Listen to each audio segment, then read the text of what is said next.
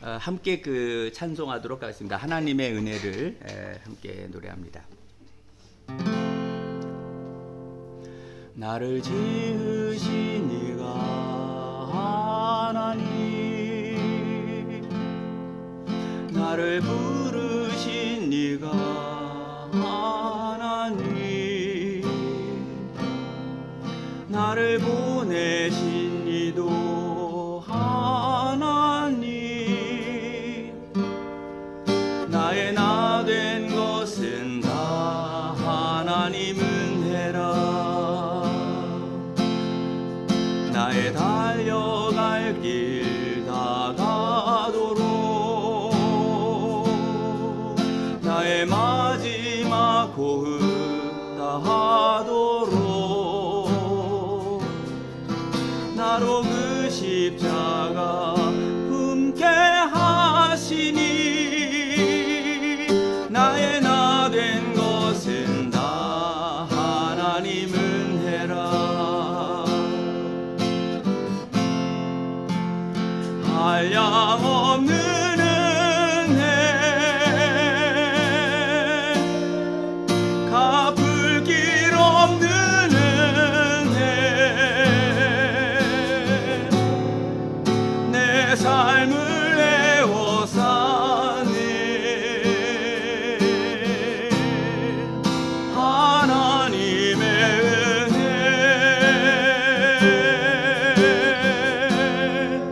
나 주저함 없이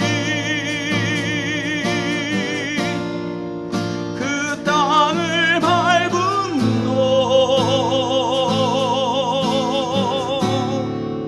나를 붙드시는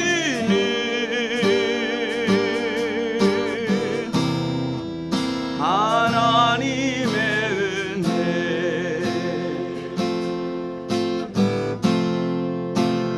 한량없는 은혜, 갚을 길 없는 은혜, 내 삶을 애워 사네. 하나님의 은혜,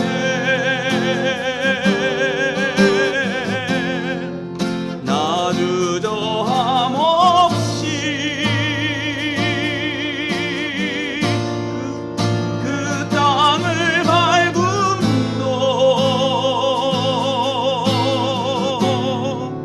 나를 붙드시는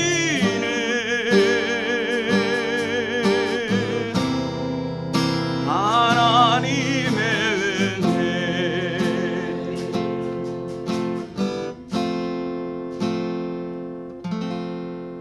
그냥 끝내야 되겠어요.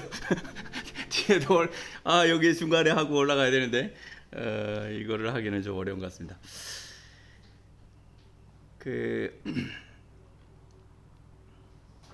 다음 우리 함께 부를 노래는요, 주 찬양합니다. 함께 찬송하겠습니다.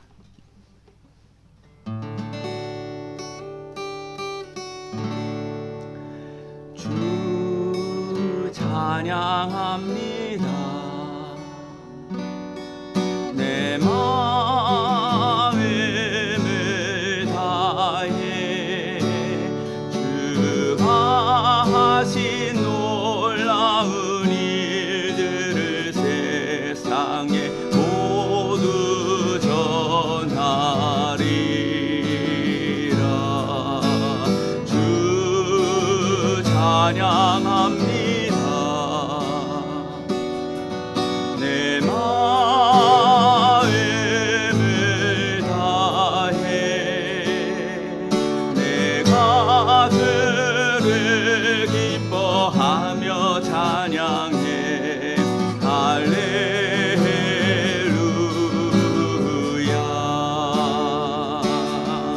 지극히 높으신 이름 찬양해. 할렐루야. 주 찬양합니다.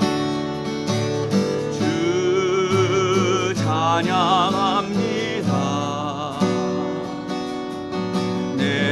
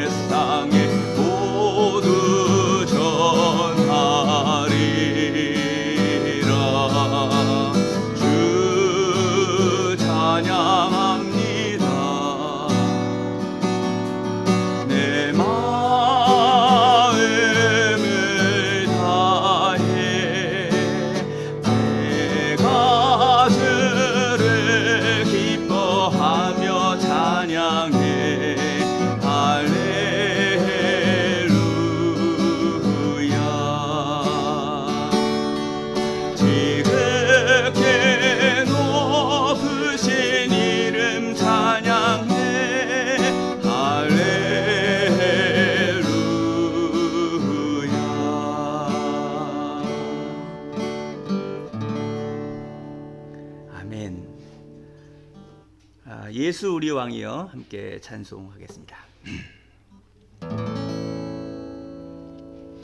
예수 우리 왕이여 이곳에 오소서 보좌로 주여 임하사 찬양을 받아 주소서. 주님을 찬양하오니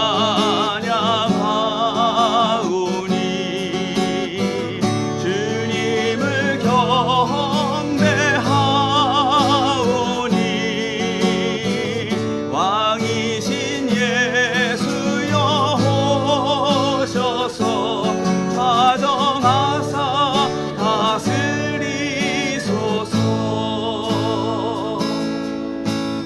예수 우리 왕이여 이곳에 오소서 보좌로 주여 임하사 찬양을 받아 주소서. 주님을 찬양하오니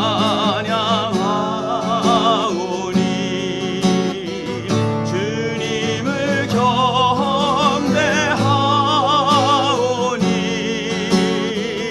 왕이신 예수여 오셔서 다정하사 다스리소서. 주님을 찬양하오니 주님을 찬양하오니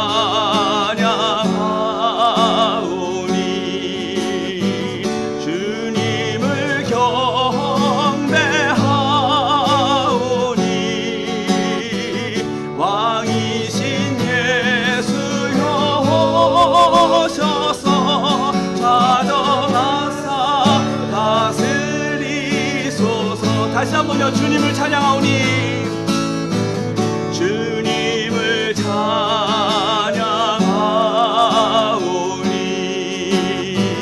주님을 경배하오니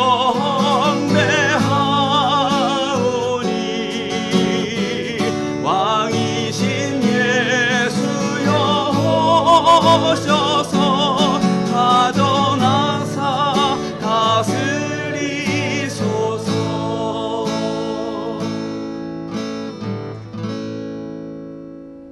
아멘.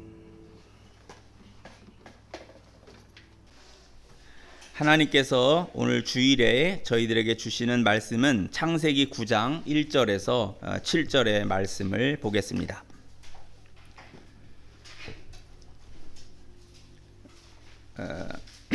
말씀을 봉독합니다. 하나님이 노아와 그 아들들에게 복을 주시며 그들에게 이르시되 생육하고 번성하여 땅에 충만하라.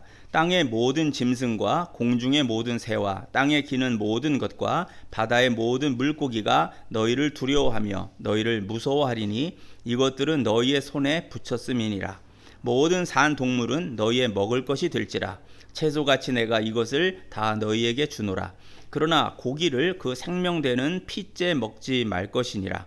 내가 반드시 너희의 피 곧 너희의 생명의 피를 찾으리니 짐승이면 그 짐승에게서 사람이나 사람의 형제면 그에게서 그의 생명을 찾으리라.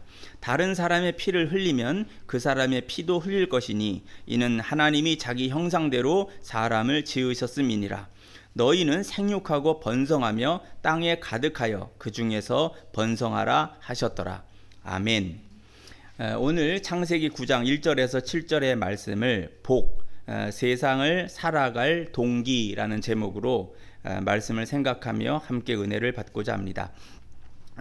제가 동기라는 그 중반은 똥지라고 하는데요. 그 움직일 수 있는 어떤 그 촉발, 그것을 일으키는 어떤 그 시발점이죠. 그게 어떻게 해서 일어나는가? 그러니까 복은요, 그 성경에서 쭉 그 창세기 처음에 2장에서도 인간을 만드시고 바로 복을 주셨다 그랬어요. 창조하신 후에 인간은 복을 받아요. 그러니까 그 복이 없으면 살아갈 수가 없는 거예요. 이제 조금 이따 제가 더 설명을 하겠지만요. 산다는 게 사실 되게 어려워요. 그래서 살아갈 수 있는 것. 우스갯소리를 해도 해야 되나?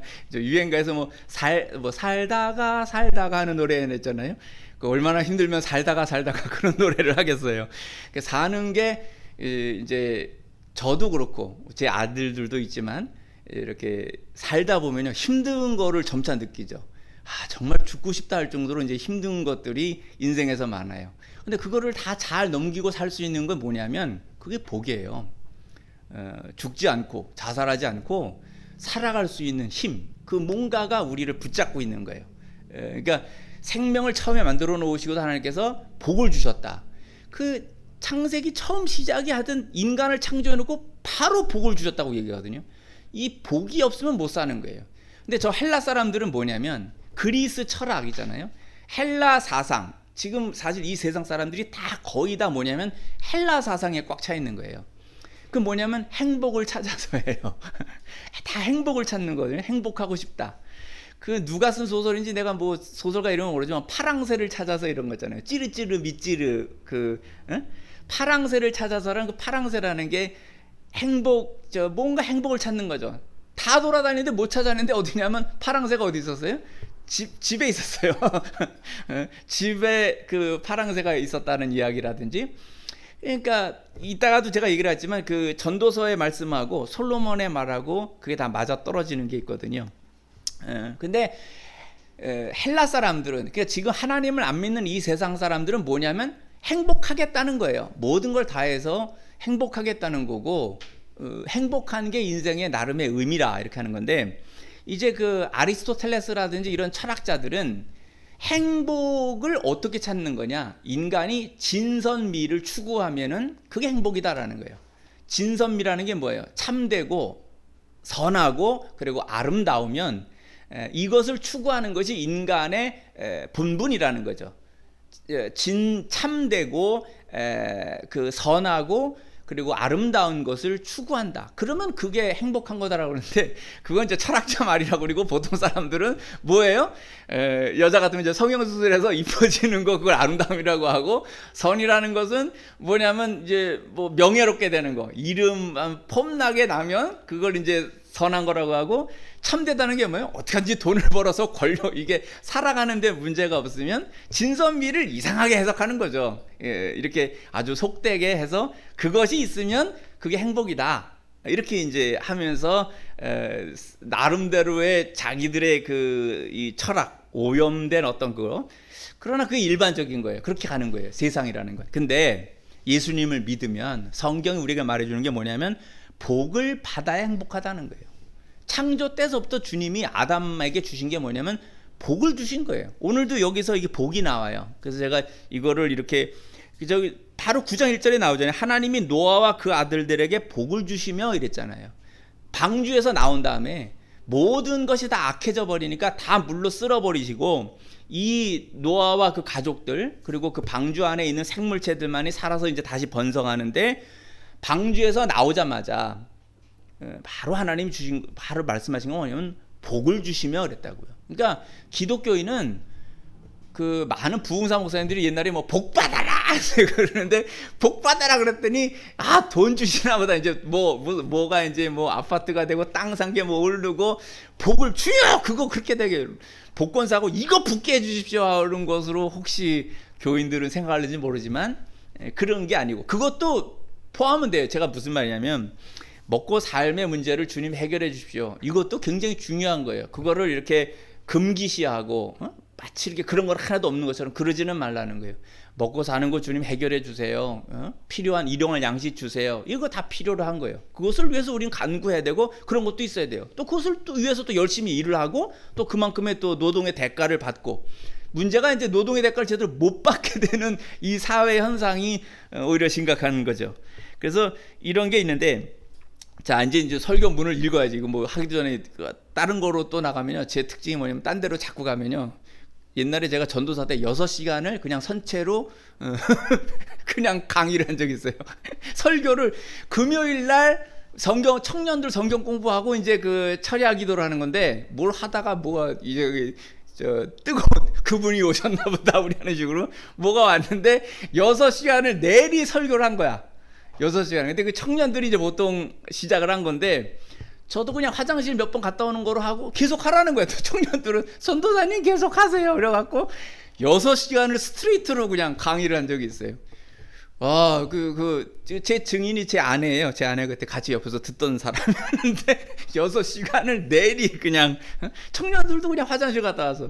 그래서 제가 설교하거나 성경 공부하거나 뭐 하면은 이제 뭐가 오면 지금도 내리 6시간 할 수 있으니까 성경 본문 설교 준비한 것만 갖고 해야 돼요. 안 그러면 큰일 나요. 자, 복을 주시며라는 거는 하나님은 노아와 그 아들들에게 생육하고 번성하라고 말씀하셨어요. 그런데 이것은 복을 주시는 것과 동시에 일어나고 있는 거예요. 생육하고 번성하는 것은 복을 받고, 그것이 없으면 이 사명을 감당한다는 것. 생육하고 번성하는 거. 제가 요즘 청년들이 그런 거 하잖아요. 애기들 많이 안 낳겠다 그러고 이해해요. 그러니까 경제적으로 어렵고 여러 가지 어렵지만 기독 청년들은 생육하고 번성하라 하는 주님의 명령. 이거는 인간을 처음 창조하시면서 창세기 1장 26절에서 28절에 생육하고 번성하라, 땅에 충만하라, 땅을 정복하라, 그렇게 말씀하셨거든요. 그러니까 이 사명은, 이걸 문화 명령이라고 하는데요, 이 문화에 대한 명령은 선교 명령만큼 아주 강렬한 거예요. 제가 우리 선교사님들 모임 이름도 대명회라 그랬는데, 그래서 선교사님들과 이렇게 단체방을 만들어서 제가 이제 글도 올리고 함께 교류하고 그러는데, 이게 제가 하는 대명, 중국말로 따밍인데, 주님 하늘에서 주신 명령은 두 가지예요. 뭐냐면 선교하라는 거하고 이 문화를 잘 정복하라는 거예요. 생육하고 번성하면서 이 땅을 하나님의 문화로 충만하게 하라는 거예요. 사탄의 문화가 차는 게 아니라 하나님의 문화로 채워라. 그게 명령이라는 거예요. 그래서 그것은 이제 자손을 많이 낳는 것, 이걸 잘 해야 돼요. 이슬람 사람들이 왜 강해지는지 아세요? 이슬람 선교는 아주 간단해요. 이슬람 선교는요, 복잡한 전략이 없어요. 근데 지금 이게 기독교의 선교사들이 하는 모든 전략이 이슬람의 전략을 못 이기고 있어요. 걔네들의 가장 단순한 전략이 뭐냐면 그냥 딴 데 가서 살아라 이거예요. 이동해. 이사하라는 거예요. 다른 나라로 이사하라, 다른 민족에게로 이사하라. 그 대신 너희들은 거기 가서 뭐냐면 이슬람의 그 쿠란의 말씀대로 살라라는 거예요. 그러니까 그 지역에 가서 그 지역 사람들에게 저는 여러분과 평화롭게 살고자 합니다. 근데 뭐로 사면 제가 기도하게 해주십시오라는 거예요. 처음에 5번 그 기도하게 해주세요라고 그러고, 그러라 그러는 거죠. 직장을 갖고 있어도 우리나라에서도 많이 하는 거예요.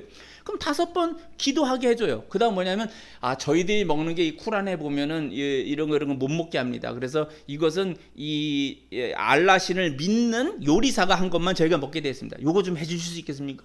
그래라. 그래서 이제 요리사 불러다가 해서 할랄이라 그랬고 자기들 음식을 먹어요. 그럼 기도하고 자기 음식을 먹다가 걔네들 하나 방법이 뭐냐면 애를 많이 낳는 거예요. 그래서 자녀가 많아지면 인구가 늘어요. 무서운 게 뭐냐면 그 나라나 그 공동체 인구의 5% 이상만 되면요, 그 이슬람에 대해서 비판을 할 수가 없어요. 왜냐하면 그 사람들 마음속에 이게 있는데 뭐냐면 비판하면은 알라신의 이름으로 해코지하거나 알라신의 이름으로 죽여도 무방하다는 생각들이 있어요. 그걸 이제 지하드, 그 성전이라는 개념인데요. 이걸 해서 알라신을 방해하는 자를 제거하면 내가 천국 간다, 알라신이 나를 천국에 보낸다라는 그런 신앙이 있어요. 그러니까 5%만 되면 벌써 이 이슬람을 비판하려면은 무명으로 해요. 이름을 밝히질 못해요. 꺼려하게 되고, 이슬람을 비방하는 어떤 글들을 올리면요, 완전히 숨어서 살아야 돼요. 그 이슬람 지역에서 제가 지난번에 선교사님들 모임에서 그 이슬람에서 복음을 전하는 사람이 있는데, 이 사람에게 붙은 현상금이 750억인가? 750억인가 얼마가 붙어 있어요. 그 사람을 잡거나 정보 제공해서 잡게 되면은 750억 원을 주겠다는 거예요. 근데 그걸 보면서 부끄러웠던 게 뭐냐면, 전 현상금이 없어요. 나는 1원도 안 붙어 있어, 현상금이. 선교사인데 중국 선교를 하는데 비록 추방은 당했지만 중국이 나한테 현상금을 안 걸었어. 1위안이라도 1위안이 한 160원, 170원 정도 되는데 그거라도 좀 거는 그런 인물이 돼야 될 텐데 현상금이 아직 안 걸렸어. 그래서 선교사님들에게 제가 하는 말이 우리 현상금 걸리는 활동을 하자.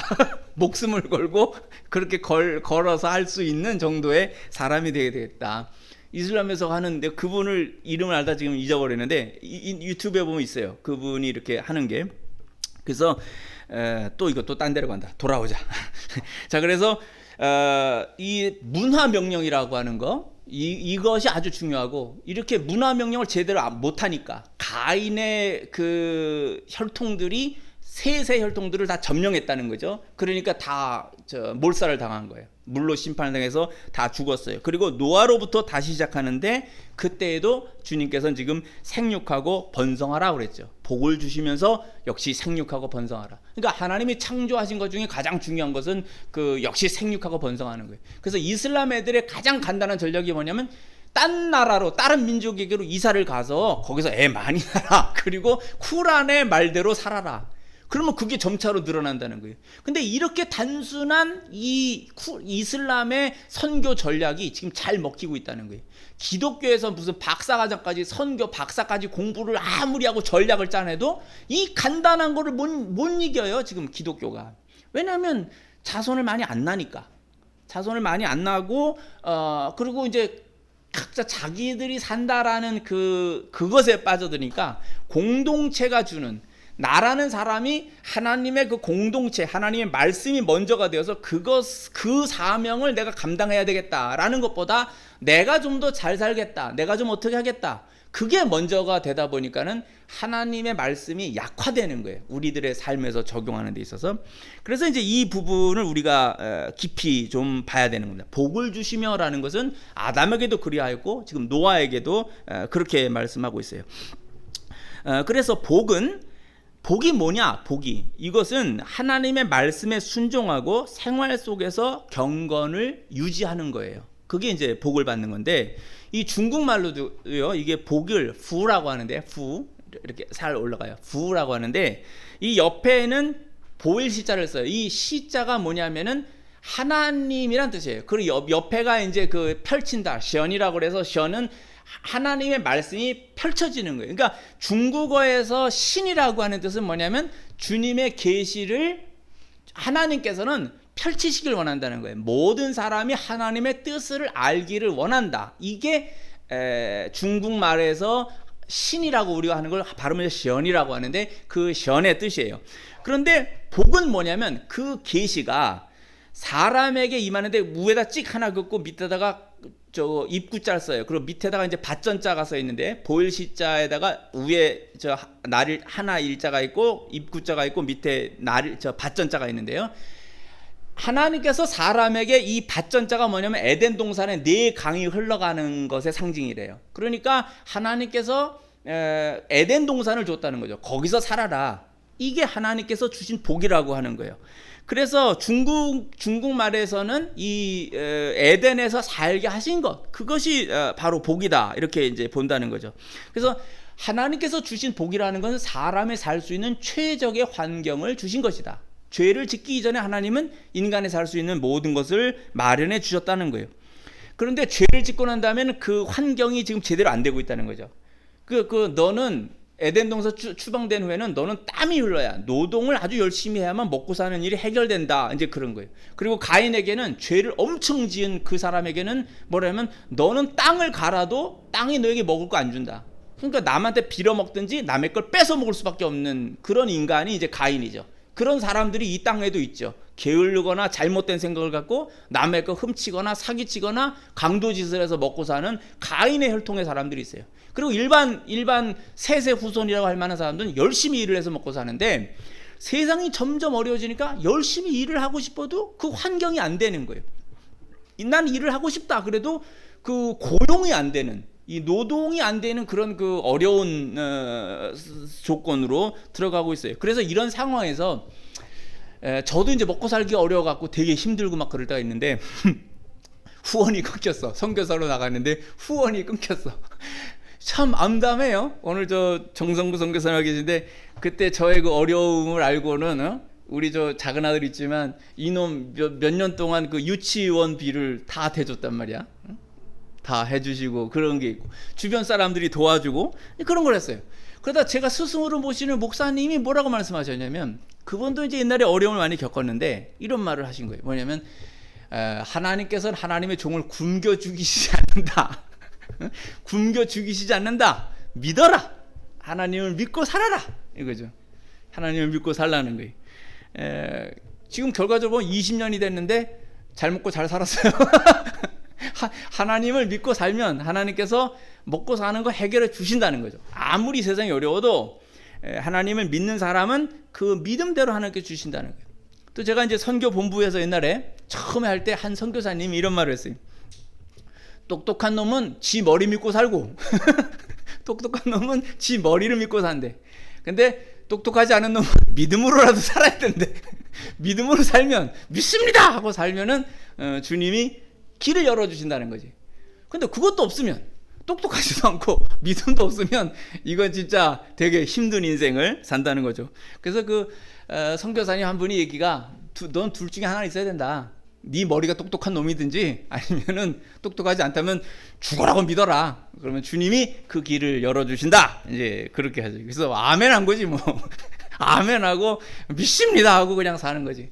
했더니 살았더라 이거예요. 제 간증은 뭐냐면, 젊은 애들에게 얘기하는 거예요. 말한 대로 더 좋은 건 뭐예요? 똑똑해서 지 머리로 사는 것보다는 믿음으로 사는 게 기독교인이에요. 그래서 확실하게 목숨을 걸고 믿어라. 그 믿음으로 살면 주님이 아무리 어려운 환경 속에서도 그 길을 열어주신다. 이렇게 이제 믿는 것이 맞는 것입니다. 또 딴 데로 가고 있네. 자, 다시 돌아와서 이 복이라고 하는 것이 그건데요. 지금 이제 노아가 다시 나왔을 때도 아담도 그랬죠. 처음에 태어났을 때 복을 주셔서 그건 살아가는 동기를 허락하신 거예요. 그래서 사람은요, 살아갈 의욕이 있어야 돼요. 이 의욕, 살겠다라고 하는 욕망이 없으면은 늘 무슨 말을 하게 돼? 죽고 싶다는 게 되는 거예요. 내가 살아갈 욕망이 없다면 죽고 싶은 거예요. 아무 무기력해져 버리고 그러다 진짜 죽는다니까요. 우울증 걸리고 그 다음에 우울증이 심화되면서 죽음으로 나가요.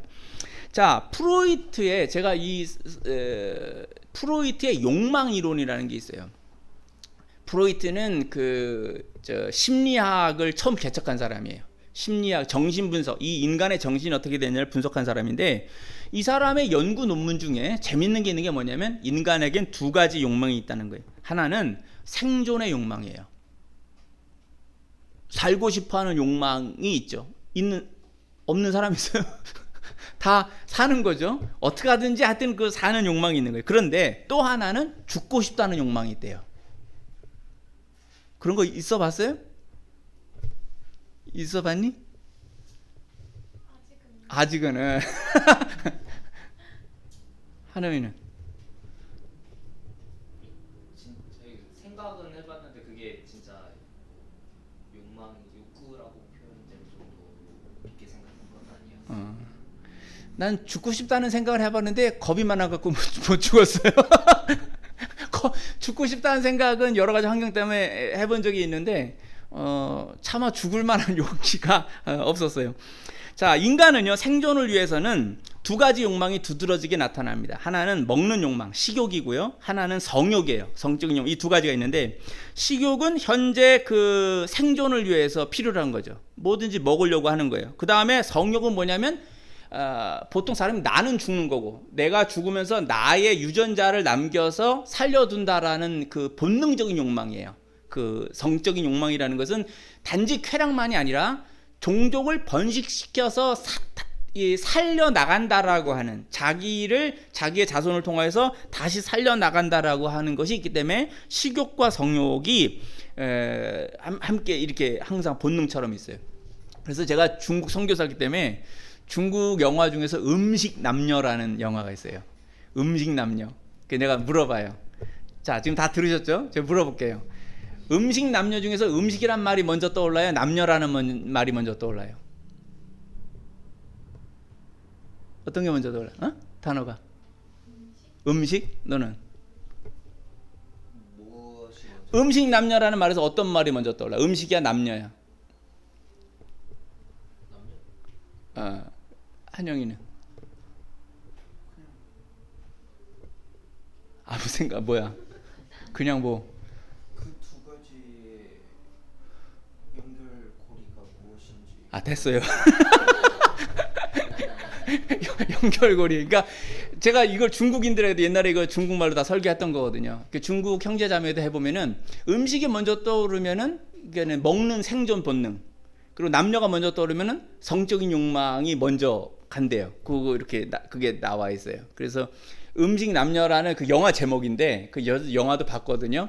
근데 이 음식 남녀라는 게 딱 있으면은 어떤 게 먼저 떠오르냐 하면은 그게 이제 그 사람이 무엇을 더 먼저 하는가라고 하는 것의 이미지가 된다고 그래요. 자, 그래서 식욕과 성욕은 인간이 생존을 하겠다라고 하는 욕망에서 나오는 건데 죽는다는 본능, 이 죽고 싶다는 본능은 뭐냐? 프로이드는 하나님을 안 믿어요. 그러니까는 저 진화론자예요. 그러니까 인간이 진화해서 진화의 최고봉이 인간이잖아요. 진화론에서 최고가 창조론에서도 물론 최고가 인간이에요. 그런데 진화론에서 최고가 이 인간인데 이 인간이 인간다우려면요 엄청나게 많은 에너지를 쓰는 거예요. 동물들은 뭐만 쓰면 돼요? 인스팅트라서 본능만 사용하면 돼요. 걔네들은 많은 생각이 필요가 없어요. 그러니까 본능대로 배고프면은 먹는 거고, 그 짝짓기 할 때가 되면 짝짓기를 하는 거지. 다른 생각이 별로 없어요. 그러니까 나름대로 괴롭히면 스트레스가 본능에서 나오는 스트레스죠. 근데 인간은 본능 이외의 사회라는 함께 모여 살면서 오는 그 스트레스가 보통이 아닌 거예요. 그래서 이게 생물학적으로도 보통 사람이 성장하잖아요. 성장하는 게 한 20년 성장한다 그러면 그 10배를 산대요. 보통은 스트레스가 없으면. 그럼 200년을 살아야 되는 거예요. 20년 성장하는 것은 200년이어야 되고 우리 인간은 보통 25살까지 성장하거든요. 그러면 최소 250년을 살아야 된대요. 그냥 일반 생물학적으로 봐도.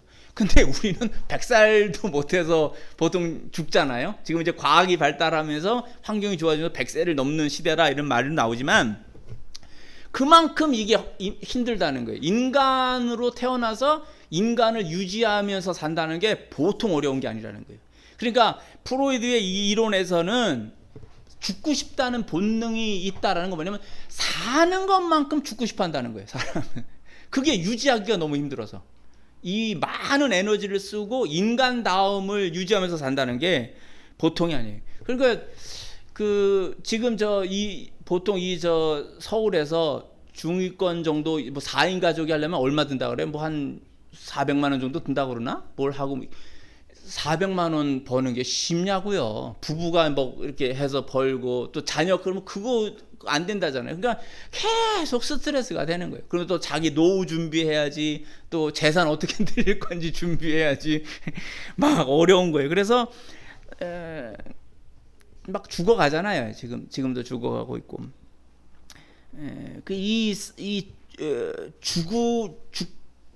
죽고자 하는 본능.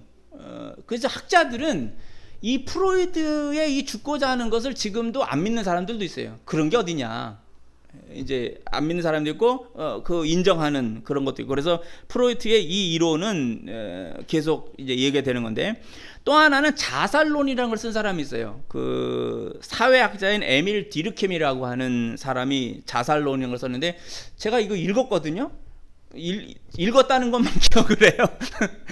내용이 다 뭔지는 하도 오래돼 갖고 잘 모르는데 하여튼 이걸 읽고 사회적인 환경 속에서 이제 자살 이런 게 있다고 그래요. 이것도 나중에 제가 한번 설교할 때가 있으면 하도록 그렇게 하겠습니다. 자, 그래서 자살을 한다는 거죠, 인간은. 동물들도 죽을 때가 되면 그렇게 이제 자기 저기 하기 전에 이렇게 그냥 어디 가서 이렇게 부딪혀 죽는다든지 뭐 몰살을 하는 이런 경우도 있는데 그건 우리가 잘 모른다 그러죠. 왜 그 몰살을 자기들이 가서 몰살을 하는지.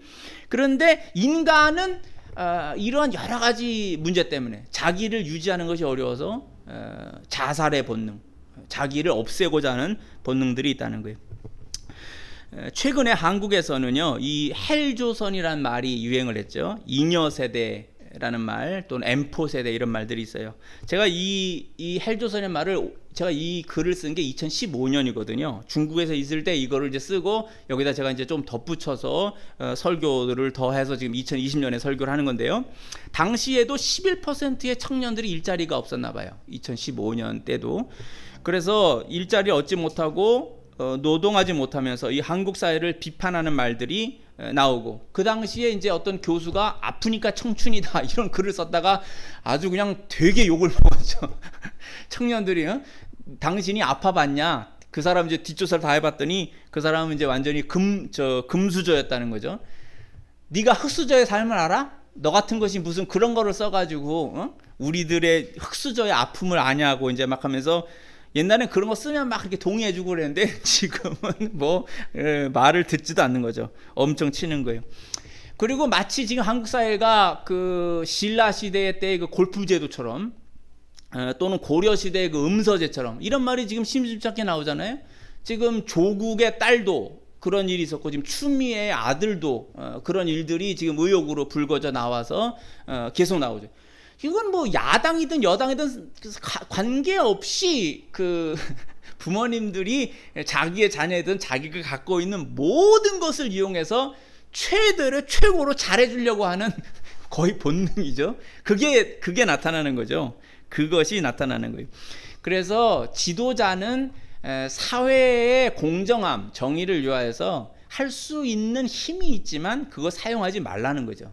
그렇게 하면 공정이 파괴당하니까 당신들 국회의원들, 장관들, 윗자리에 있는 사람들, 사회 지도층들은 그런 거 하지 말라라고 하는 거예요. 그래서 당시엔 제가 거기까지 썼어요. 이런 사회에서, 제가 끝에 이렇게 썼는데, 이런 사회에서 열심히 살아가야 할 의미가 있을까? 제가 그때 그렇게 딱 끝냈어요. 그렇게 살아갈 의미가 없다. 잘들 해보시오. 신라시대 때 성골처럼 장관의 자식들, 국회의원의 자식들, 당신들의 자녀는 어디 대기업 직장 이런 데도 막 꽂아주는 거잖아요. 군대도 가능한 안 보내려고 그러고 꽂아줘서 일종의 자기들도 기업의 사장 이런 거 낙하산으로 가듯이 자기들의 자녀들도 대기업에 그냥 꽂아주는 거죠. 관계 이용해서 이번에 내 아들이 뭐 우리 딸이 거기 저 시험 봤는데 싹 말을 흘려놓으면 알아서 취직시켜주는 거지. 기업 회사에서 알아서 취직시켜주지. 그리고 막 나중에 뭐라 하면 청탁 안 했다고 하는 거지. 무슨 청탁을 했냐고. 다만 좀 그런 일이 있다라는 말만 했을 뿐이다라는 거죠. 비슷한 거, 이거 얘기하면 또 이상할지 모르겠는데, 기도해 주세요라고 또 얘기하는 것도 은근히 또 그런 것 같아요. 비슷하게. 기독교인들이 누구에게 막 하면서 기도해 주세요 그러는데 그 말도 비슷한 것 같아요. 어떻게 보면. 또 이 설교는 또 말 들을지 모르겠는데,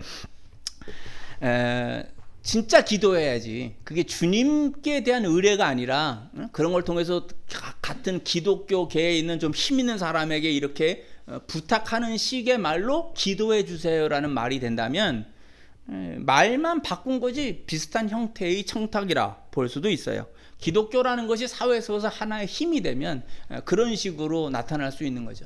근데 그렇게 하고 싶어도 그거를 하지 않는 거, 그거를 참는 것이 지도층이 된 것에 대한 아픔은 나름대로 그게 있고, 그걸 실천할 때 사실은 좋은 사회, 건강한 사회가 되고, 젊은 애들이 나름대로 출발선이 그래도 그 같은 공정한 나름대로 있다라는 거죠. 이거는 있어요. 부모가 뭐 돈이 있으니까 과외 공부 더 시키고 어떤 그 전문인들에게 더 교육받게 하는 거, 이런 건 할 수 있는 거지. 그것까지 못하게 할 수는 없잖아요. 내가 부모님이 돈이 있는데. 근데 국가 고시는 시험 보는 거라든지 뭐 이런 것에까지 힘을 줘가지고 하면 이건 부정이라는 거죠. 그건 청탁이고 그런 건 문제가 된다는 거예요. 이것은 애들이 공부하거나 열심히 어떤 걸 준비할 때에 부모님이 돈이 있고 힘이 있어서 도움을 주는 것은 그렇게 그것도 부정하다 이럴 수는 없어요. 그건 거의 하죠. 그러나 국가 시험이라든지 어떤 전체가 공정하게 평가를 받아야 하는 거기에 청탁이 들어가 가지고 되면은 그거는 심각한 거예요. 제가 이번에 그 추미애 법무부 장관의 아들이 거기 어디야? 무슨 평창에 올림픽 할 때 그 통역하는 거, 우리 아들도 이제 거기 가야 되는데 원래 부대에서 그거 간다 그랬대. 그 부대에서 그걸 보내준다고 하라고 그랬는데 뭐가 돼서 캔슬 안 됐다는 거예요.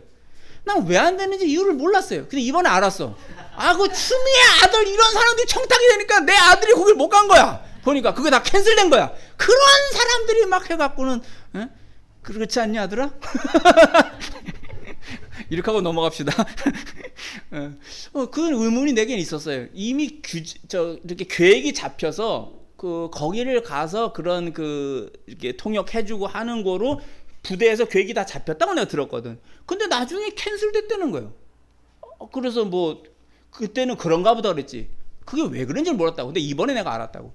그거 자체도 거기 가서 조금의 호텔에서 좀 살면서 좀 있고 그게 나중에 무슨 경력이 된다 그러니까 엄청나게 청탁이 간 거지. 카츄샤 하는 거기도 그러고 엄청나게 몰려가고 그렇게 한 게 뻔한 거잖아.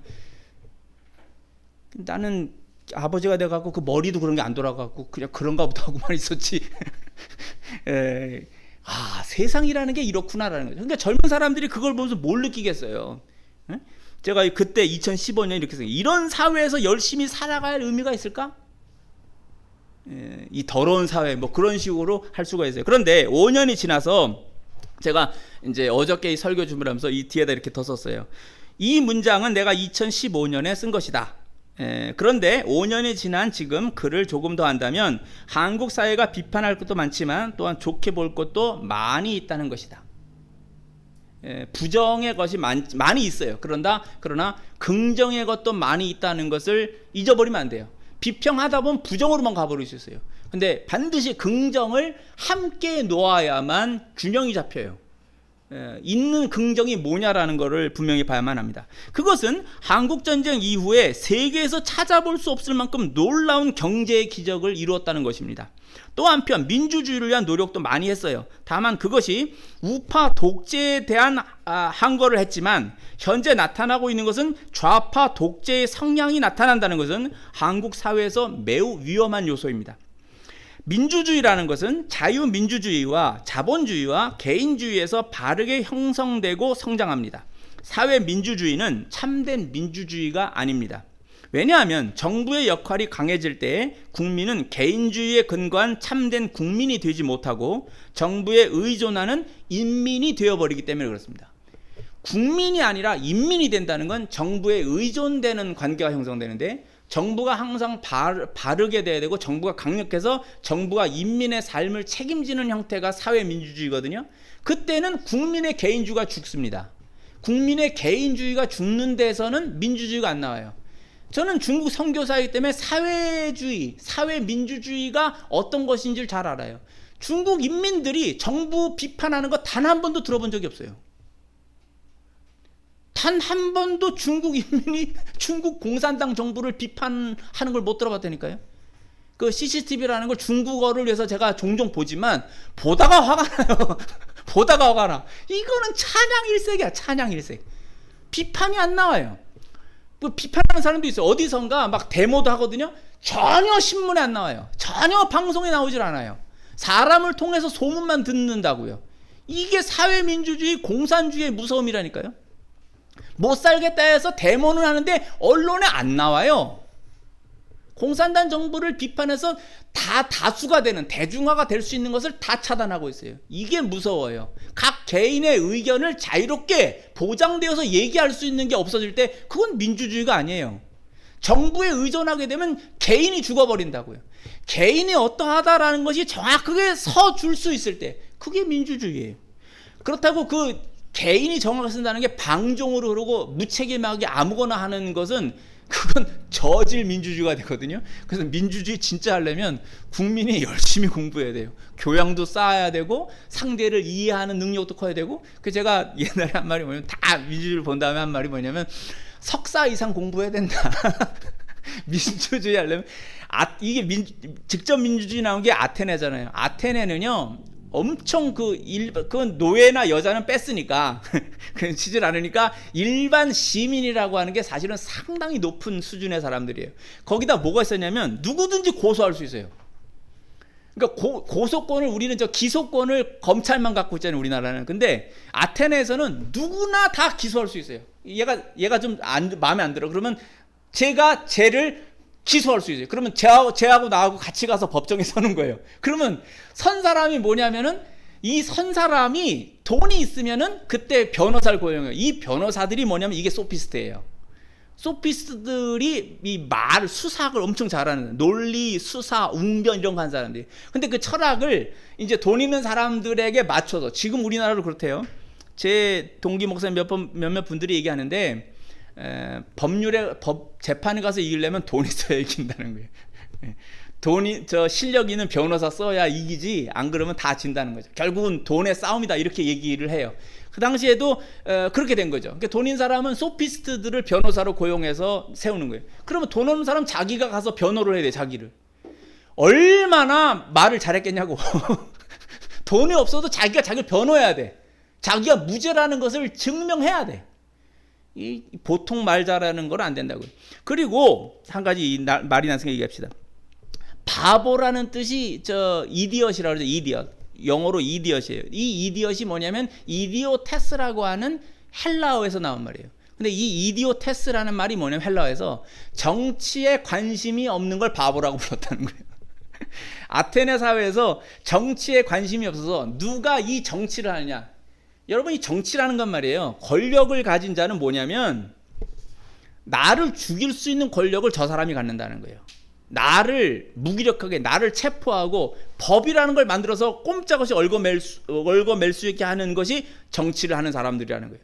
그러니까 그걸 함부로 누가 하게 할 수 없다는 거예요. 정치에 반드시 참여해야 되는 거예요. 민주주의 한 사람은 정치에 반드시 참여해서 나를 옭아매고 나를 죽일 수도 있는 자가 되지 않도록 힘을 쓰고 똑바른 논리에 의하여서 얘기를 할 수 있는 사람이 돼야 된다는 거예요. 그래서 그 정치에 난 무관심해. 그러면 그걸 이디오테스라고 불렀다는 거예요. 그 바보라는 거예요. 정치에 민주주의 사회에서 정치에 관심을 가지 않는 것, 그거는 이디오테스. 그게 이디엇. 바보는 지능 지수가 떨어지는 게 아니라 정치에 관심을 갖지 않는 것이 그러하다라고 얘기를 했다는 거죠. 그래서 이전의 한국 역사는 우파 독재의 문제가 있었어요. 그건 다 인정해야 되는. 그러나 이 시기에 그 시기에 국민은 우파 독재 정권과 함께하여 한강의 기적을 이루었다는 거죠. 이 점은 높이 평가해야 된다는 겁니다. 그리고 성공한 부모로부터 도움을 얻어서 자녀가 어느 정도의 이익을 얻는 것에 대해서는 인정해야만 합니다. 저는 실제를 이야기하는 거예요. 그것은 사람들이 막는다고 해서 막아지는 것도 아니고, 그러나 이 모든 것은 기독교의 관점에서 보면 하나님의 섭리 아래 있음을 알아야만 합니다. 예를 들어서 가난한 집 자식이 자신의 상황을 비관만 하는 것이 아니라 어떻게 해서든 열심히 살고 성장과 성공을 위해 노력할 때에 그 길이 열립니다. 그것을 믿는 거예요. 또 그렇게 되는 경우가 많이 있어요. 그 집안은 더욱 잘 되죠. 부모님이 열심히인데 자녀까지 열심히 하면 그 집안은 잘 되는 거죠. 일반적으로 부모는 그 자녀를 물심양면으로 도울 것입니다. 그런데 어떤 때는 집안을 망하게 하는 자식이 태어나요. 이 원리를 보면 잘 가다가 집안을 망하게 하는 놈이 태어나요.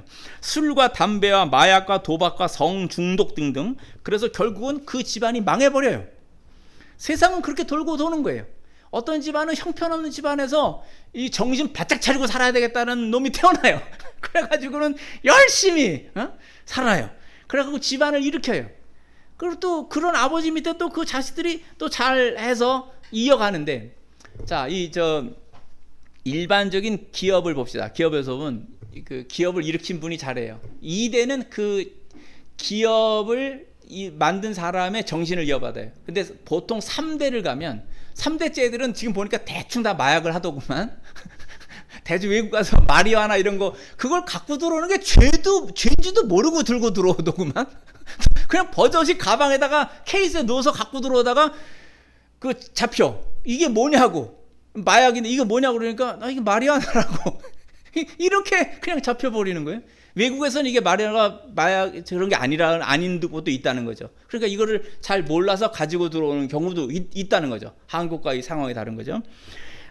뭐 조금 해서 뭐 그런 사람이 있을 수도 있어요. 그걸 모르는 경우. 근데 한국의 상황을 모르고 이제 그런 경우도 있고, 막 여러 문제들을 일으키고 도박을 하고 또 여러 가지 일을 일으키면서 3대가 지나면 보통 망하는 그런 경우로 가는 경우들이 나타나고 있습니다.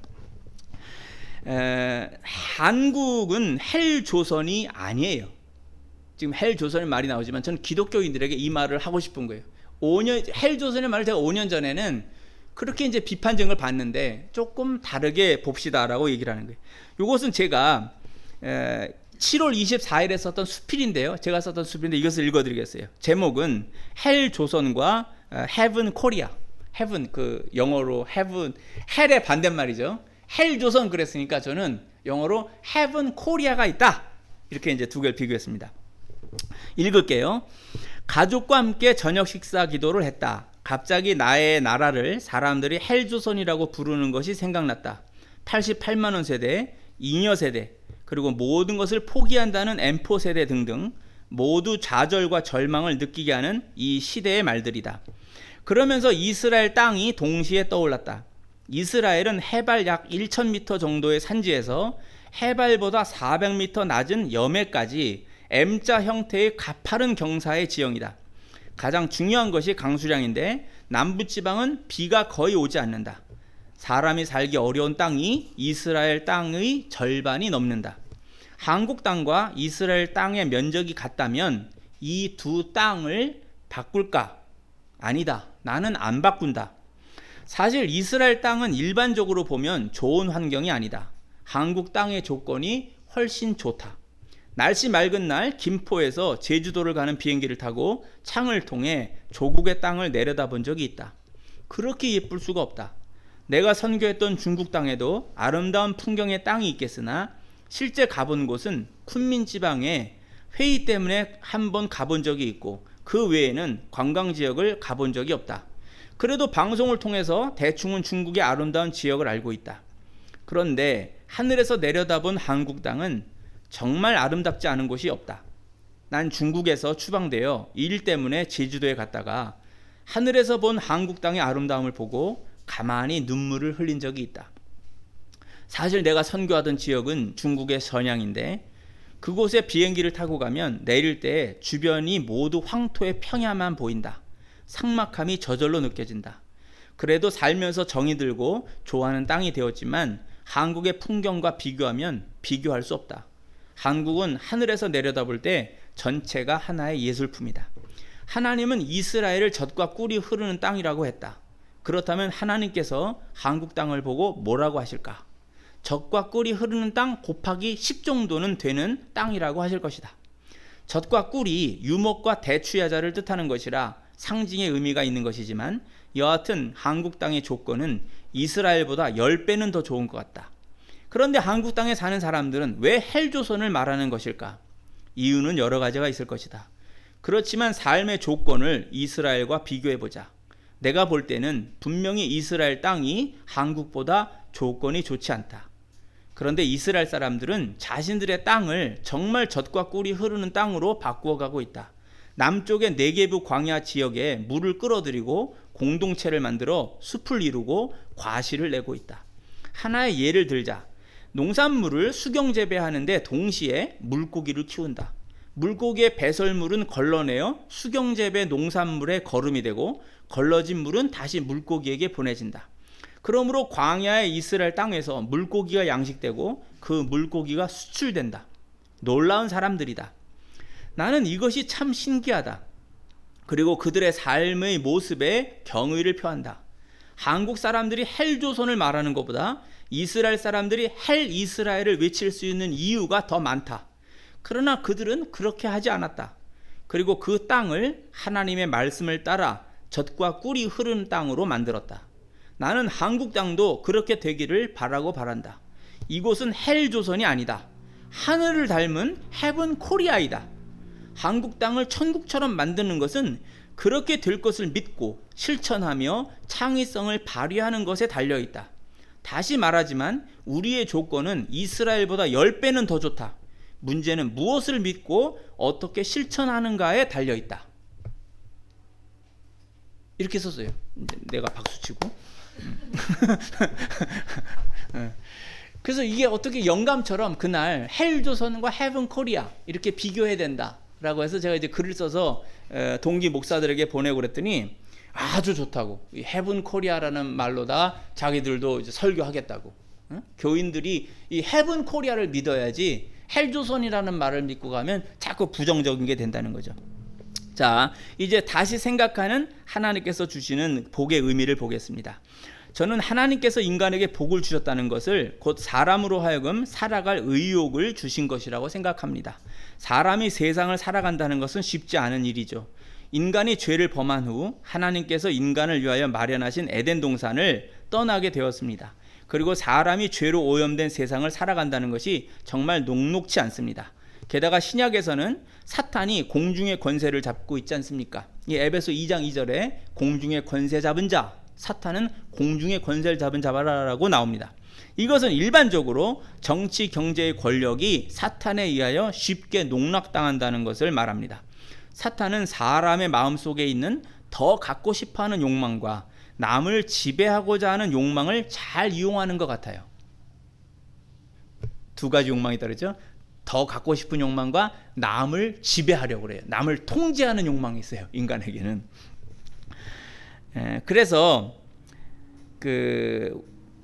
원론적으로 정치와 경제의 의미가 인간의 삶을 위하여 매우 좋은 학문임에도 불구하고 세상은 사탄의 유혹과 죄의 오염에 의하여 사람으로 하여금 세상을 살아갈 의욕을 점차 잃게 하고 있습니다. 이런 상황에서 저는 하나님이 인간에게 주시는 복이란 세상을 살아갈 근원적 동기다. 복은 우리로 하여금 세상을 살아가게 하는 근원적인 동기를 주시는 것이다. 이렇게 생각합니다.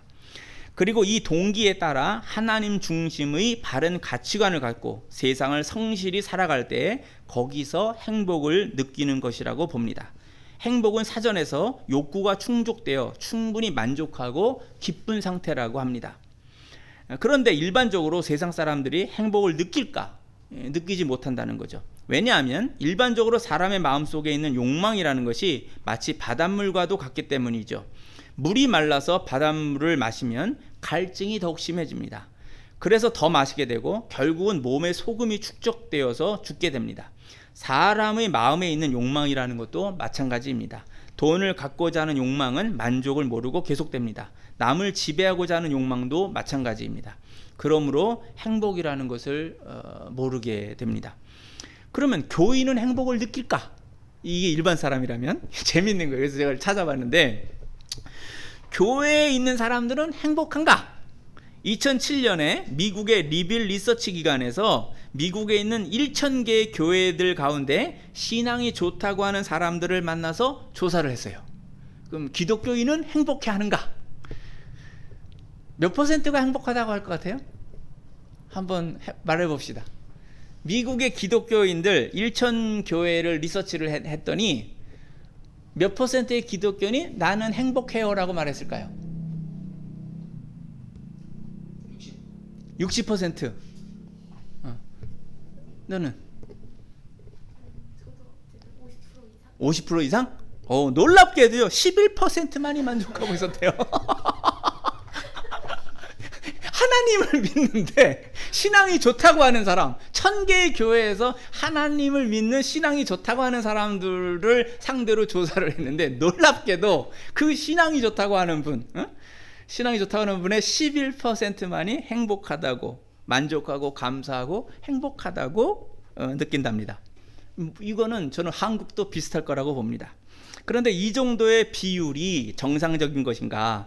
우리는 교회에 다니는 기독교인들 가운데 10명의 사람들 중에 단 한 명만이 기쁨과 감사와 만족과 행복이 있고 9명은 그런 것이 없다면 그것이 정말 제대로 된 신앙과 생활이라고 할 수 있겠는가? 제가 볼 때 우리들 기독교인이나 세상 사람이나 별 차이가 없는 것 같아요. 이것은 정말 심각한 문제입니다. 세상 사람들 가운데 오히려 삶의 철학을 깊이 깨닫고 삶을 감사하고 자족할 줄 아는 사람들이 있어요.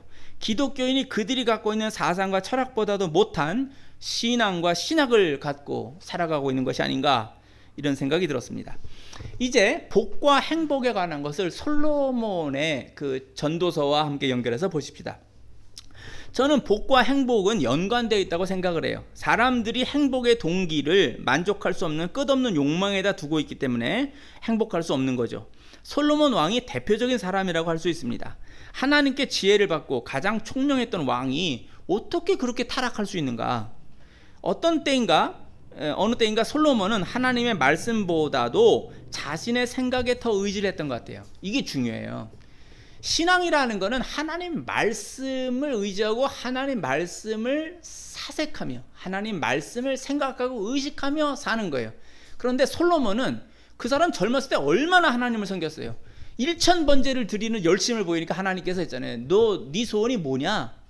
네가 이렇게 나에 대해서 하니까 네가 생명의 장수를 원하면 내가 장수하는 생명을 주고, 부귀영화를 원하면 내가 다 주고, 권력을 원하면 더 큰 권력을 주고, 다 주겠다 말해라. 그 놀라운 대답을 하잖아요. 이 백성을, 하나님의 백성을 올바로 판단할 수 있는 지혜를 주십시오. 이거 마치 그거랑 비슷해요. 이도끼가 네 도끼냐? 아닙니다. 금도끼, 은도끼 다 아니고 제 도끼는 쇠도끼입니다. 야, 너 진짜 정직을 해서 금도끼, 은도끼, 쇠도끼 다 주는 그 연못의 산신령 같은 건데, 솔로몬이 이 백성을 다스릴 수 있는 지혜를 주십시오라고 하니까는, 야, 너 같은 사람, 내가 이 지혜도 주고, 너는 내가 금은 보와 부귀영화 권력 다 줘도 이거 충분히 지혜롭게 잘 통제하면서 사용할 것 같다. 다 줬죠. 그래서 모든 걸 누리던 이 솔로몬이 어떻게 된 거예요? 어느 날 하나님을 믿고 하는 이 모든 거에 허물을 느껴, 이 사람이. 그러면서 뭐냐면, 성경 뭐냐면 1000명의 여자한테 넘어갔다는 거예요. 그게 무슨 말이냐면, 이 성의 쾌락은 마약에서 오는 그 쾌감 같은 거거든. 이 모든 게 이루어지고 행복한 이 사람은 어떤 면에서 보면 천국에서의 영원함, 그것을 하나님께서 주신 모든 것에서 느꼈을지 몰라요. 그런데 그걸 지루하다고 봤는지 모르겠어. 어떤 다른 것, 짜릿한 것, 자극, 이런 것이 뭐냐면 1000명의 여자에게 넘어가서 그 1000명의 여자들이 외국에서 자기들이 믿던 거 가지고 들어오는 모든 우상을 예루살렘 성전 앞에다 다 세우는 거 아닙니까?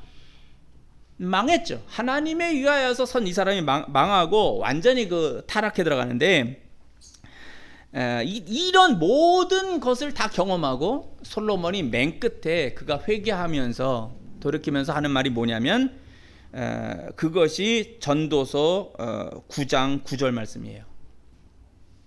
전도서 9장 9절에 뭐라고 하냐면, 내 헛된 평생의 모든 날, 곧 하나님이 해 아래서 내게 주신 모든 헛된 날에 내가 사랑하는 아내와 함께 즐겁게 살지어다. 그것이 내가 평생의 해 아래서 수고하고 얻은 내 몫이니라. 이것이 솔로몬이 자기 삶 전체를 그 모든 걸 다 했는데, 예수님께서 말했잖아요. 솔로몬이 받은 모든 영광이 이 백합화 들에 핀 꽃 한 송이보다도 못하다. 그 무슨 말이냐면, 진심으로 하나님의 은혜 속에서 피어나는 하나의 생명체, 감사하고 하나님의 창조해 주심에 의한 것을 느끼고 감사하는 그것보다 못하다라는 거죠. 그걸 자기의 생각에 빠져서 자기를 추구해 나갈 때, 하나님이 없는 것을 추구해 나갈 때, 결국 맨 끝에 이 솔로몬은요, 오늘날 몇 개의 박사학위가 있는 사람이에요. 뭐 곤충학, 식물학, 별거 다 연구해서 거기에 최고의 지식과 지혜를 갖고 있는 사람이에요. 그런데 이 사람이 무너지죠. 제가 아는 교수도 있는데, 이 사람이 이제 외국 가서 공부를 하고 서울대 나오고 이제 신학을 공부를 해서 아주 열심히 한 분이에요. 근데 밤에 잠을 못 자. 병에 걸렸어. 내가 볼 땐 신경 체계 같은 게 이렇게 다 무너진 것 같아, 느낌에. 그러니까 밤에 잠을 못 자.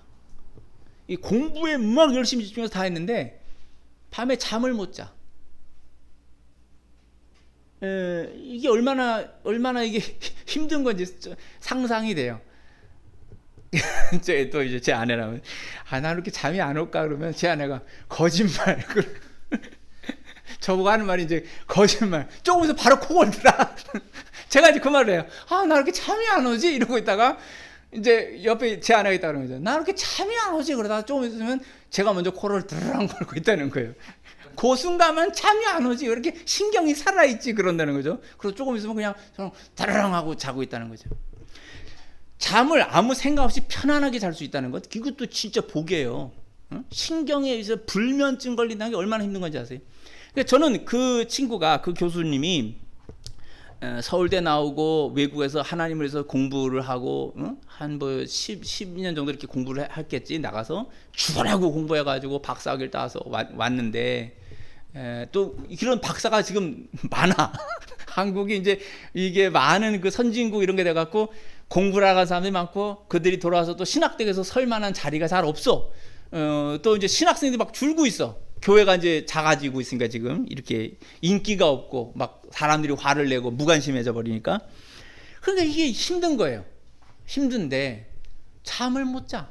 그러니까 그 인생을 이렇게 보면서, 야, 저렇게 목숨 걸고 공부를 하고 신경 체계가 망그러질 정도로 다 했는데 저게 뭔가. 솔로몬이 한 말이 있어요. 뭐냐면은, 네가 그렇게 열심히 해서 책을 많이 써서 내고 뭐고 다 해도 그거 다 헛되다.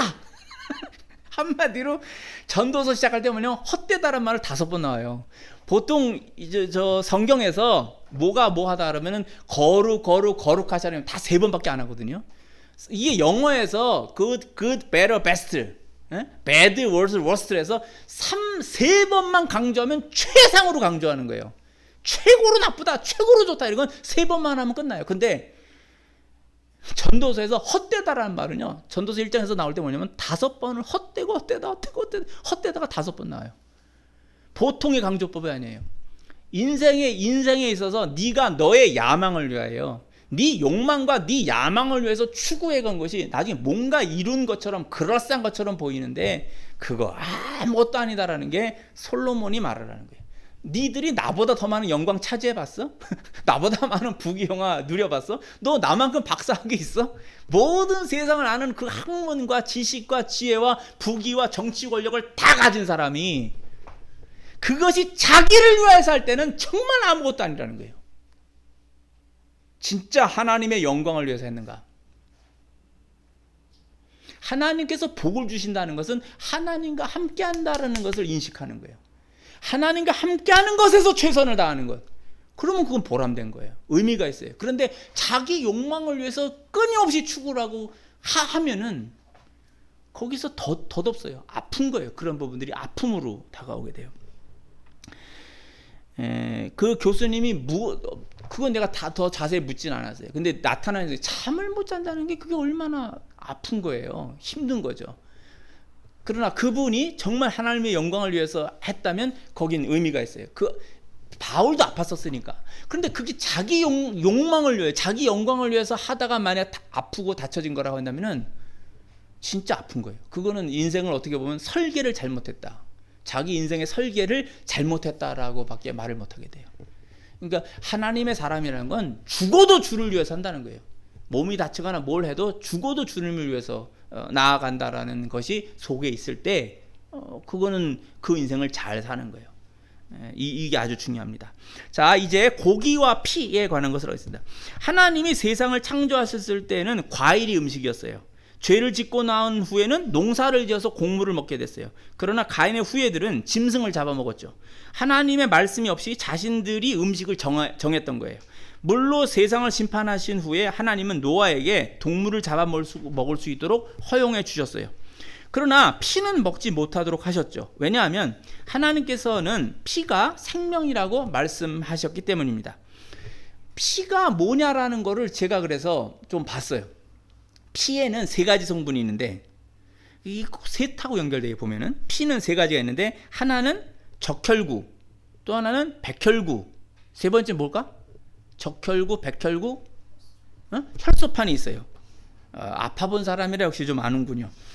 적혈구가 하는 일은 뭐냐면, 아는 사람 있어요 혹시? 이거 모르지 잘. 적혈구가 뭐를 하는지 지들이 알아서 내 몸속에 다 해주고 있는 건데, 오늘 좀 피한테 감사합시다. 피야 너 참 고맙다 이럽시다 우리가. 적혈구는 뭐를 하냐면 음식의 양분과 산소를 몸의 각 세포에 전달한대요.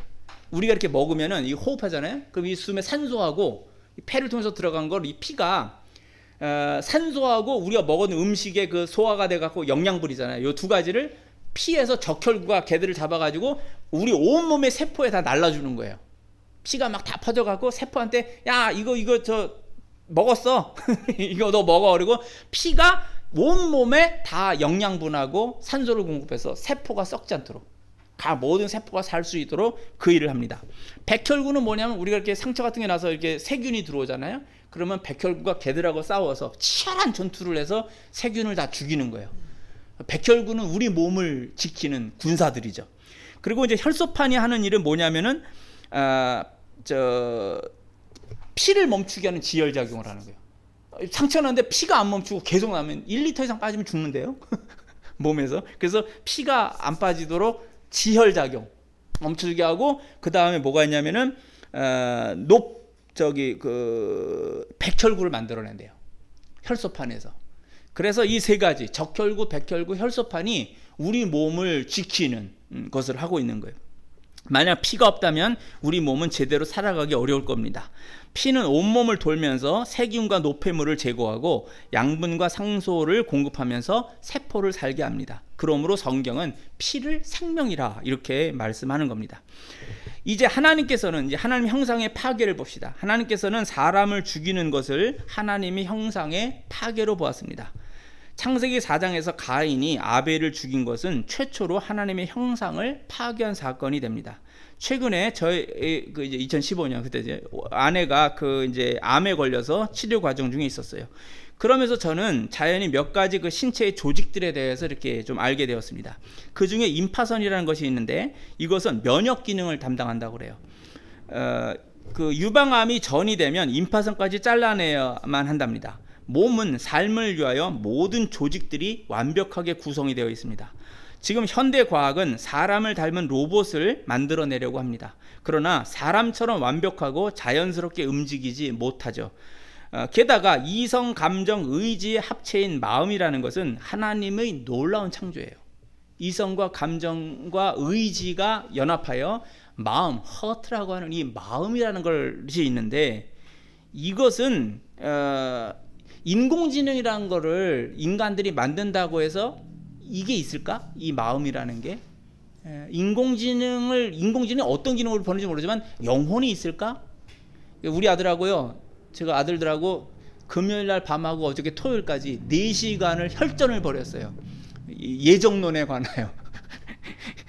예정론을 가지고 금요일날 저녁에 저녁밥 먹고 제가 이제 아들들 자식 교육한다고 이제 이 성경 기독교를 가르치는데, 가르치다가 예정론 얘기가 나왔어. 그러니까 이제 아빠 그러면서 시작이 됐죠. 그래서 3시간을 새벽 2시까지인가 이제 1시까지인가 2시까지인가 이제 혈전을 벌이고 잠들었는데, 토요일날 아침에 일어나서 제가 이제 입가심으로 다시 1시간 이제 또 얘기를 했죠. 그래서 이제 어찌 됐거나 예정론을 받아들일 수 있도록, 이 세상으로는 못 받아들이는 거거든요.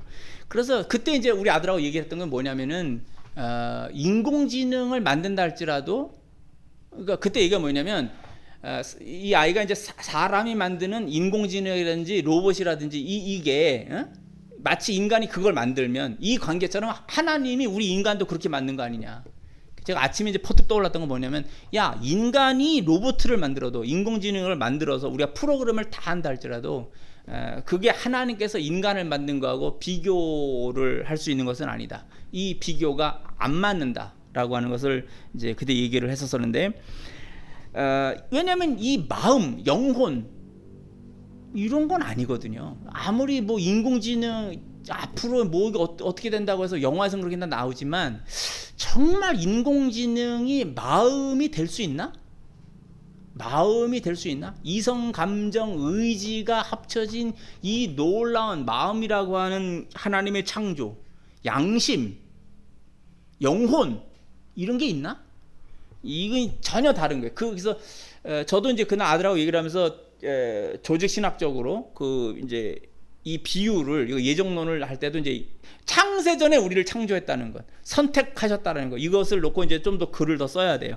그런데 하여튼 그런 게 제게도 많은 도움이 되었어요. 아들들하고 얘기를 하는 거지만. 자, 그래서 이 마음이, 이성, 감정, 의지가 연합하여서 있는 이 인간의 마음이라고 하는 것은 이 참 하나님의 놀라운 창조라는 거예요. 양심이 있다는 것, 영혼이 있다는 것, 이런 것들은 어떻게 할 수 없는 놀라운 것이라는 것, 정말 독특한 거라는 거예요. 이거를 우리가 잘 아셔야만 합니다. 그래서 이것이 하나님 형상, 하나님 모양으로 만든 건데, 이 인간이란 존재가 그게 뭐냐면 그거를 살인이나 폭력이라는 건 이거를 파괴하는 행동이라는 거예요. 이걸 죽이는 행동이거든요. 그거를 가인이 자기 동생 아벨을 죽이면서부터 죄가 있기 때문에 그게 가능했던 거죠. 이런 일들이 이 세상에서 벌어져요. 살인과 폭력은 하나님의 형상에 대한 반역이라고 할 수 있어요. 죄는 이와 같이 하나님의 창조의 최고 완성을 파괴하는 일을 서슴없이 합니다. 지금도 인류 속에서는 이 살인과 폭력이라고 하는 것들이 계속되고 있죠.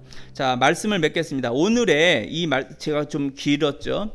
그냥 설교 본문만 읽어도 사실 긴 거였는데 또 막 떠오르는 거 있어서 그걸 하다 보니까 이런 또 불상사가 설교가 길어지는 이런 일이 벌어졌습니다. 그러나 이거는 아담에게 주었던 복을 주시며 주셨던 명령을 다시 주고 있어요. 근데 그때는 여기서는 노아에게서는 모든 세상의 생명체들이, 짐승들이 너희를 두려워할 것이다. 너희를 두려워하면 무서워하리니 이것들은 너희의 손에 붙였음이라. 모든 산 동물은 너희의 먹을 것이 될지라. 이제 이러한 부분들을 새롭게 하시면서 새 어떤 관계, 이 세상과 인간의 관계가 새로운 곳으로 들어가죠. 그리고 그 피를 흘리지 말라라고 하는 것, 그 피째 먹지 말라라는 말씀을 하시고, 그러면서 너희는 생육하고 번성하며 땅에 가득하여 그 중에서 번성하라. 이것은 창세기 1장 26절에서 28절에 줬던 문화 명령이 그대로 노아의 가족에게 이어지고 있는 거예요. 그것은 오늘날 우리에게도 이어지고 있는 것입니다. 복이 뭔지라는 것을 깊이 생각하시기 바랍니다. 복이 있어야 행복하다는 것, 기독교인은. 그리고 이 세상 사람들은 복을 별로 생각하지 않고 행복하겠다라고 하는 것. 그리고 복을 하나님과의 관계에서 생각하지 않고 자기들 나름대로 철학자들은 진선미라고 하는 거고, 일반인들은 돈과 이름 나는 거하고, 그 다음에 아까 우스갯소리지만 성형수술해서 아름다워지는 거, 이런 것들을 통하여서 나름대로 세상에서 행복하겠다고 하는 것, 이런 것들을 추구해 간다. 이런 게 아니라 우리 하나님을 믿음으로 하나님께서 우리에게 주시는 살라고 하시는 그 동기, 그 안에서 어떻게 하나님의 영광을 위해서 사는가, 그것이 될 때 행복한 거예요. 그게 아니라 모든 걸 주셨음에도 불구하고 그것을 잘못 사용하고 자기를 위한 것이 될 때는 솔로몬처럼 망가지게 된다는 것, 그것을 명심하시고 노아의 가족이 앞으로 되어가는 일들, 오늘의 제목처럼 복, 그것은 세상을 살아갈 동기이다. 그것을 주셨다. 충분히 열심히, 그리고 하나님 말씀 안에서 살 수 있기를 그리스도 예수 이름으로 축원합니다.